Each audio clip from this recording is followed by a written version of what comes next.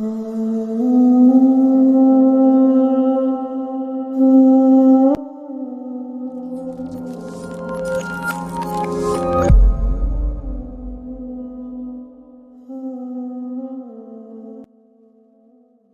جو کوئی شخص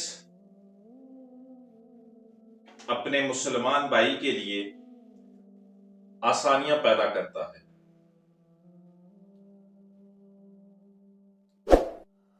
اپنے مسلمان بھائی کے لیے کوشش کرتا ہے کہ اس کے لیے آسانی ہو، اس کے لیے راحت کا میں سامان بن سکوں، اس کا انعام دیکھیے۔ لیکن آج ہمارا کیا حال ہے؟ ہماری یہ کوشش ہوتی ہے کہ ہم دوسروں کو تکالیف دیں، دوسروں کے لیے ہرڈلز پیدا کریں، ان کے لیے روڑے اٹکائیں، ان کی ٹانگیں کھینچیں۔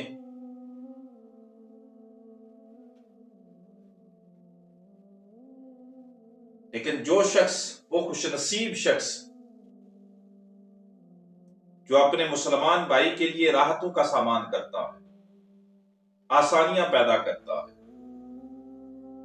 اس کی حاجت پوری کرنے کی کوشش کرتا ہے، آقا کریم نبی رحمت صلی اللہ علیہ وآلہ وسلم نے فرمایا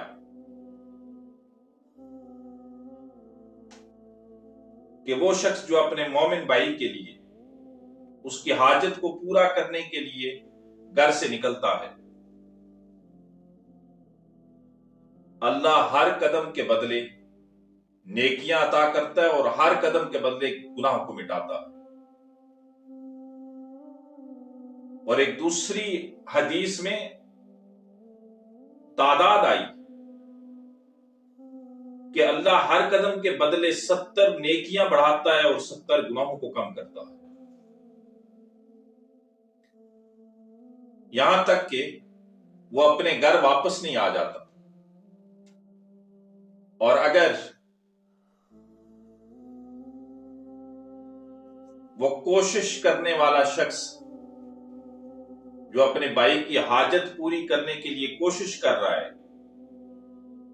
اگر اس نے اپنے بھائی کی حاجت کو پورا کر دیا، اس کے ہاتھ سے، اس کی کوشش سے اپنے بھائی کی حاجت پوری ہو گئی، اسے کچھ چیز چاہیے تھی وہ اسے مل گئی، تو اللہ اس کے سارے گناہوں کو معاف فرما دیتا۔ اور اگر اس کوشش کے دوران کوشش کرنے والے کی موت آ گئی تو اللہ بغیر حساب و کتاب کے اسے جنت میں داخل کر دیتا۔ ذرا سا غور کیجئے،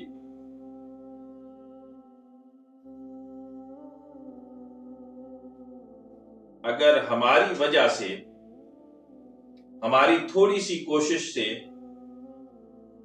کسی کا کام بن جاتا ہے، اس کے چہرے پہ مسکراہٹ آ جاتی ہے، تو یاد رکھیے ساری زندگی کی عبادات ایک طرف، اور میزان میں حشر کے دن وہ جو ایک مسکراہٹ ہے نا، ساری زندگی کی عبادات ایک طرف اور وہ مسکراہٹ کا وزن زیادہ ہو جائے گا۔ پھر بھائی دوسروں کے لیے راحتوں کا سامان کیجئے، دوسروں کی دل آزاری نہ کیجئے، دوسروں کو تکالیف نہ دیجئے۔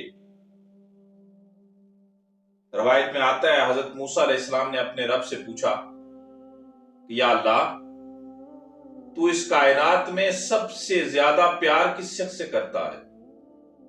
تجھے اس کائنات میں سب سے پیارا شخص کون ہے؟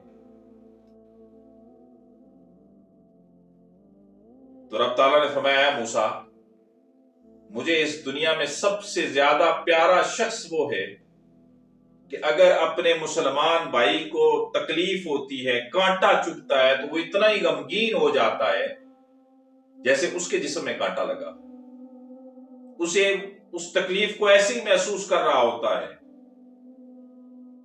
کہ جیسے اسے خود تکلیف ہو رہی ہے۔ اور یہی مومن کی نشانی ہے، یہی شخص مومن بھی ہے۔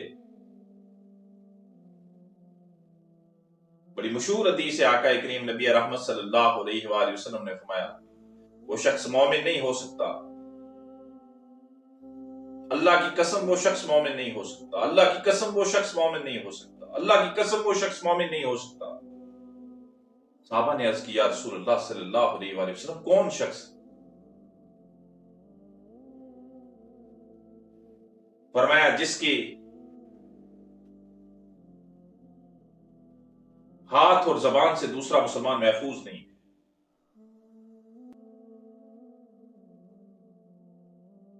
پھر فرمایا مومن وہ ہے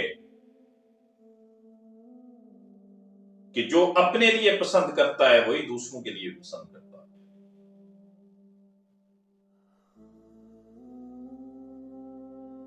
جو چیز اپنے لیے اچھی لگتی ہے وہی دوسروں کے لیے بھی اچھی لگتی ہے۔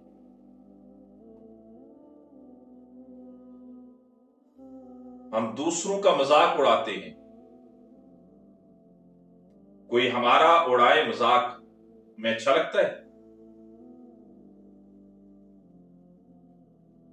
ہم دوسروں پہ آوازیں کستے ہیں، کوئی ہم پہ کسے اچھا لگتا ہے؟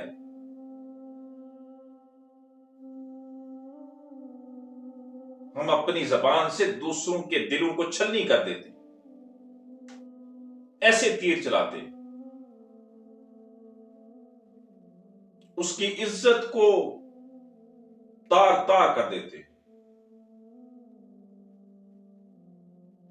جو چیزیں ہمیں اپنے لیے اچھی نہیں لگتی، ہم جن چیزوں کو ناپسند کرتے ہیں، ہمیں چاہیے یہ ایمان کا بلند رتبہ یہ ہے کہ ہم دوسروں کے لیے وہی ناپسند کریں، اور جو اپنے لیے اچھی لگتی ہیں، جو اپنے لیے ہمیں پسند ہیں، ہم دوسروں کے لیے بھی وہی پسند کریں۔